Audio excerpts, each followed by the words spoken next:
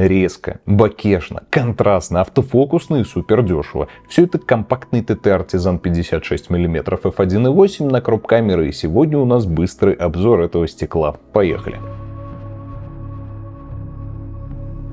Что же это такое творится? Samyang, Viltrox, а теперь еще и ТТ Artisan научились делать объективы, которые просто приятно держать в руках. Мне на днях пришел автофокусный 56 мм f1.8 портретный объектив. И знаете что? Он меня удивил. Это не ретро-мануальный дизайн и не напичканный различными кольцами, тумблерами, функциональными кнопками гигантский зум. Это суперпростой, минималистичный алюминиевый объектив, у которого на корпусе из движимых частей только металлическое кольцо фокуса. И то оно полностью электронное, без ограничений хода. Фронтальная линза в окружении логотипа и вспомогательной информации закрывается вогнутой блендой. Она превращает объектив в очень стильный кусок металла. Мне очень нравится, как этот объектив смотрится со стороны. Но самое главное, мне нравится, что здесь ничего не люфтит, не скрипит и вращается с максимальной плавностью, присущей линзам премиум-класса.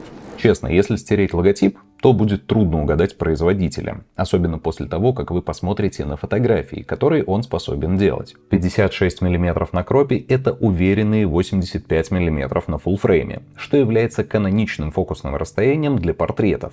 Диафрагма f1.8 тут дает вполне неплохое отделение объекта съемки от фона, и при этом оптическая схема не скудная, 10 стеклях в 9 группах со всякими high-index и низкодисперсионными элементами. Как видите, ТТ Artisan начали завозить качество. По факту у нас имеется лезвийная резкость на всей площади кадра, центр у нас резкий, а это углы, причем углы на кропе 1.6. Но так как я снимал на full frame в кроп-моде, я могу посмотреть как бы за границей кадра. И что я вижу? Ну как бы резкости тут хватает далеко за пределы кроп 1.6. Также у стекла нет явной дисторсии. Прямые линии не искажаются. Это хорошо, мне придется колдовать над профилями в Lightroom, так как у ТТ Artisan этих профилей пока нет. Также тут нет и хроматических аберраций. В силу наличия низкодисперсионного элемента картинка порадует вас чистотой цвета и контраста. Пробежавшись по снимкам, мне приходится потрудиться, чтобы найти конкретно косячные кадры. Ну вот тут на стеблях, окей, расположенных на конкретно ярком фоне, они появляются. Но опять же, при общем масштабе снимка этой хроматикой можно пренебречь. ТТ Artisan завезли очень шустрый автофокус. А на меня посмотри. Конечно, размер линз тут с гулькин нос. Они легкие, и ясно, что у них нет никакой инерции. Как следствие, следящий автофокус по глазам шустрый, точный, без залипаний и дерганий. Аналогично плавно он отрабатывает и в видео.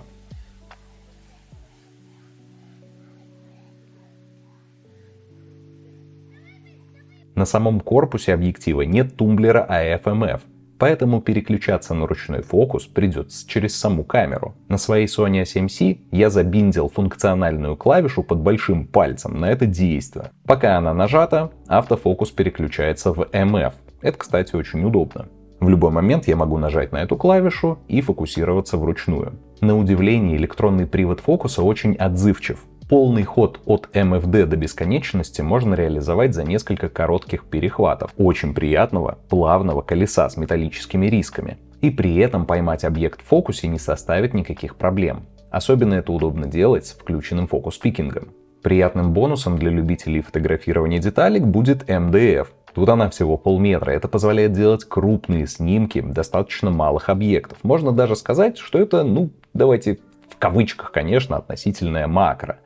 Ведь на многих типичных 85-ках МДФ приближается к метру. Здесь в 2 раза меньше. Объектив уверенно держится в контровом освещении. Тут нет ворвиглазных зайчиков, замыливающих контраст. А при закрытии диафрагмы до f16 вы получаете звездочки в 18 лучей. За это спасибо установленной 9-лепестковой диафрагме. Кстати, при натыкивании полуспуска затвора на закрытой дырке объектив уверенно отрабатывает открытие диафрагмы для ловли фокуса. Никаких багов и затупов электроники тут нет. Напомню, что Мейки 85 f1.8 просто-напросто ребутил мне камеру. В который раз убеждаюсь, что пользователям фуллфреймов не стоит бояться кроп-объективы. ТТ Artisan 56 мм f1.8 в первую очередь предназначен под кроп-матрицы. и оптическая схема разрабатывалась под коэффициенты 1.6. Но само покрытие тут значительно превосходит APS-C-матрицу. Снимая на открытую дырку, затемнение углов будет зависеть от дистанции до объекта фокуса. И если фокусироваться на удаленных объектах, покрытие будет радиальным с темными углами, то на МДФ мы получаем полностью рабочий full-frame объектив с потрясающим рисунком боке. Поэтому, исходя из худших условий съемки, можно сказать, что реальная рабочая площадь этого объектива в разных сценариях соответствует кропу 1.2, но никак не 1.6. И это круто. Такие характеристики будут уникальными для любителей квадратных соотношений сторон. Ведь вы имеете идеальное качество на фуллфрейме, автофокус и компактный корпус за супер низкий прайс. Подводя итог, конечно, можно порадоваться за ТТ Артизан. Явно они обновили свои производственные мощности. И, скорее всего, что-то мне подсказывает, что сейчас они начнут выпускать автофокусные объективы, как из пулемета. Вот этот объектив уже 4-й с автофокусом у них. И скоро появятся фуллфреймы под Canon, под Sony. Под Nikon уже, кстати, full-frame автофокусные есть. И я думаю, в скором времени мы с вами будем смело говорить о конкуренции с большими брендами. Потому что, честно сказать, я порадован. Мне очень понравился сам дизайн, то, как объектив собран. Здесь нету ничего лишнего. Вот если будет ровно такой же, с таким же дизайном, с таким же функционалом, но под full-frame, для меня это будет прям, хорошее стекло, которое я смело бы взял себе в арсенал.